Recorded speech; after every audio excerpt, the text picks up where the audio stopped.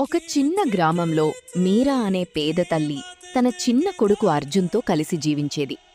ప్రతి ఉదయం మీరా పొలాల్లో కష్టపడి పనిచేసేది. అర్జున్ మాత్రం వారి చిన్న ఇంటి దగ్గర ఆమె కోసం ఎదురుచూస్తుండేవాడు. డబ్బులు చాలా తక్కువైనా మీరా ఎప్పుడూ నవ్వుతూ తన కొడుకుతో, "ఒకరోజు నీ కలలు మన కష్టాల కంటే పెద్దవిగా మారతాయి" అని చెప్పేది. సంవత్సరాలు గడిచాయి. అర్జున్ ఎంతో తెలివైన విద్యార్థిగా ఎదిగాడు.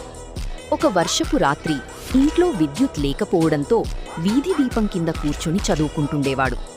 మీరా మాత్రం గంటల తరబడి అతని తలపై గొడుగు పట్టుకొని వర్షంలో నిలబడి ఉండేది.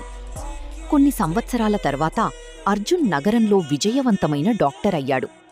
తన మొదటి అవార్డు కార్యక్రమంలో అందరూ అతనికి ఘనంగా చప్పట్లు కొట్టారు. "నా తల్లి వర్షంలో నిలబడింది కాబట్టి నేనీ వెలుగులో నిలబడగలిగాను." అది విన్న వెంటనే మొత్తం హాల్ లేచి మీరాకు చప్పట్లు కొట్టింది. మీరా ఆనంద భాష్పాలతో తన కొడుకును హత్తుకుంది.